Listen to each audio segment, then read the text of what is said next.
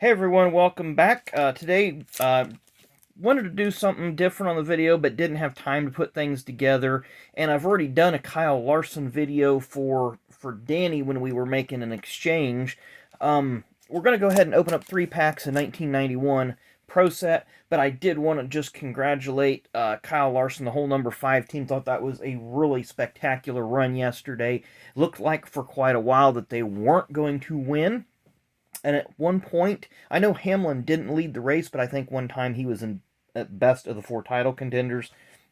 So at least this year, all 4 title contenders seem to have be somewhat competitive, and showed that any one of them could have won.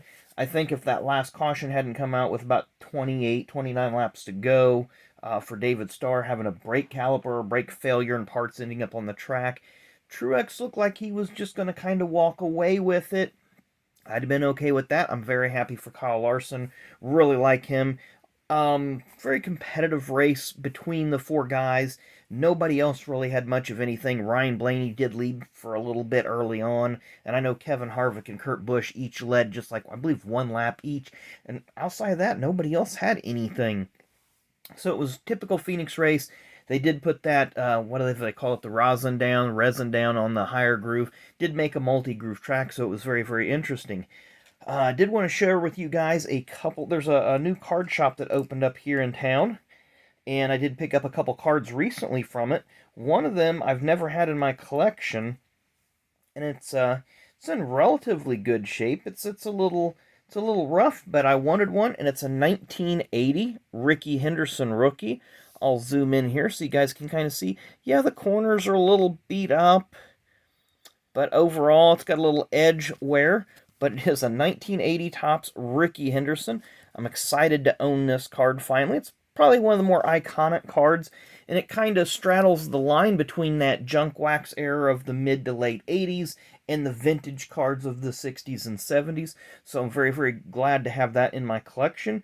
And then from what year is this? I believe it's 1999, but it is a Ken Griffey Sr. autograph, and this will pair nicely with the Ken Griffey Jr. autograph that I purchased on eBay a couple of years ago.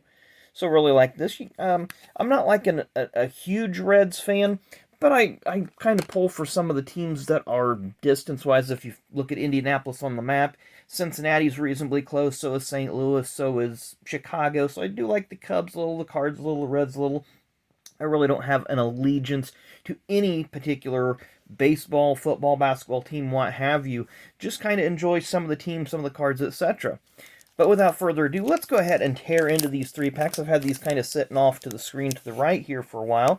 1991 Winston Cup Racing Cards by Pro Set.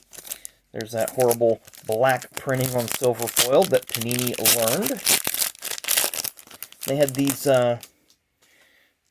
kind of like these game pieces, whatever you want to call it. An instant winner, scratch and see if... let's do that. I don't think we've done that. Scratch and see if a prize is yours in the winner's circle. Watch us win like a new car or something, guys. What's that say? You ran out of gas. Please try again. Well, just the luck. So anyway, let's start off with Joe Rutland, 1991. Joe Rutland was driving for Raymock Racing, the number 75 Dinner Bell car. This uniform, though, is not the Dinner Bell uniform, of course. He was just kind of a journeyman driver for a number of years. It's going to be Dale Jarrett. Dale was driving for the Wood Brothers in 1990 and 1991. Got his first career win at Michigan in 1991. I was at that race. Photo finish over Davey Allison. Robin Pemberton, the longtime crewman for Roush Racing. I believe he also worked at Penske for Rusty Wallace for a bit. Then he went to work for NASCAR. Short track ace Mickey Gibbs in 1991 was driving for Team 3 Motorsports, owned by Sam McMahon III.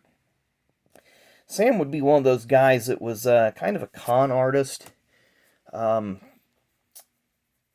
follow the line of maybe like an Eric Friedlander, a J.D. Stacy, maybe not so much Bobby Ginn, but just had some shady business dealings. I believe he ended up in prison for money laundering. I really don't remember the exact story, but Sam McMahon III. Look that one up in your look that one up on Google and see what you can find out. Ken Schrader, 1991, got his final 2 Cup Series wins. George Bradshaw, one of the 3 owners of TriStar Motorsports. Bobby Allison, This was an insert card, the Legend set Larry Frank. Look at that helmet. And that's how these guys raced. They raced in t-shirts and jeans and whatever, and it should be prefix L, so Legend card. I believe this is Lake Speed. 1991, Cale Yarborough Motorsports had several drivers on their cars. I know they had Dick Trickle, Lake Speed, Dorsey Schrader, Randy LaJoy. And in the fall race, and you can look this one up too, 1991 North Wilkesboro fall race, Jeff Gordon had been invited by Cale to drive this car, but he had declined because of his lack of stock car experience. Read that in a few different books. Wally Dallenbach made his Cup Series debut in 1991 for Junie Donlevy. Phil Parsons ran for a handful of teams, and there's Ernie Irvan, 1991 Daytona 500 winner.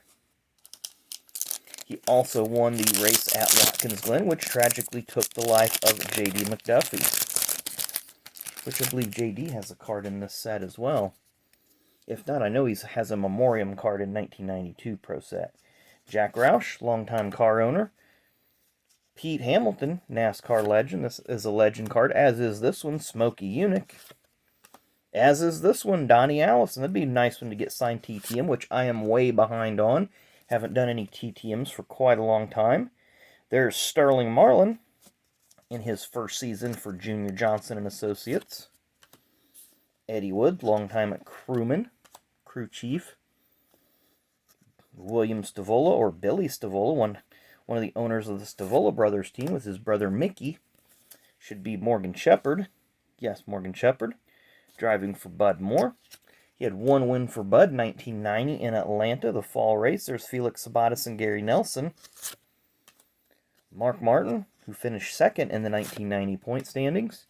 Rick Hendrick, now he's a multiple-time championship car owner. And Jimmy Finnig, longtime crew chief. I believe he was Bobby Allison's crew chief in the 1988 Daytona 500, where Bobby won his final career Cup Series race. Go to our third and final pack of 1991 Pro Set. Start off with Richard Petty. I should probably send this one in to get TTM. Look really good signed right about there. And these cards aren't super glossy, so they sign really well. Junior Johnson, who passed away a few years ago. Junior, multiple championships as a car owner. Harry Hyde, longtime crew chief. The character Harry Hogg in the movie Days of Thunder was loosely based off of Harry Hyde. Banjo Matthews, longtime car builder and car owner, legend card. Jimmy Maycar, he's now upper management, Joe Gibbs Racing. Marilyn Green, I think she's one of the Miss Winstons early on in their run as title sponsor. Chad Little, he does really good TTM, but he is a NASCAR official now, and his son Jesse races in the Xfinity Series. Rusty Wallace, 1991 was Rusty's first year at Penske Racing. Steve Lloyd, I don't know much about Mr. Lloyd, but I think he was a crew chief.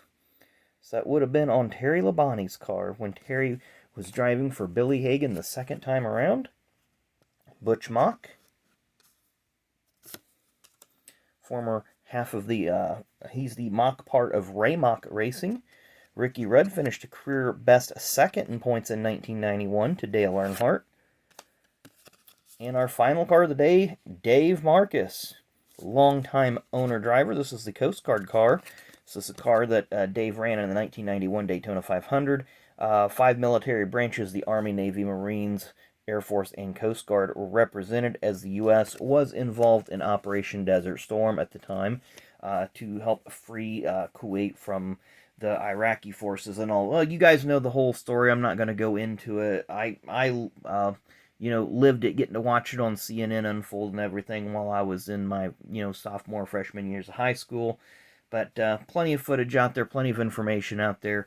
But once again, wanted to show you a couple. I got these almost 2 weeks ago now. I just noticed the card shop was out there, so I'm going to start stopping in, and maybe once every couple of weeks, checking out some of their 50-cent and quarter boxes, looking at some of their cards in the case. Wanted to rip some cards here. Like I said, I'd already done a Kyle Larson video, probably about a year ago or so, when Danny and I had our trades and stuff going on. So, wanted to do one.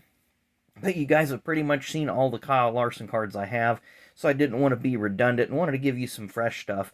So anyway, thanks again for watching. Hope you guys have a great Monday. Hope you enjoyed the 2021 NASCAR season. It's been very exciting. Now we have, what, I don't know how many days we have till, well, Daytona doesn't start the season off anymore. It's going to be the LA Coliseum.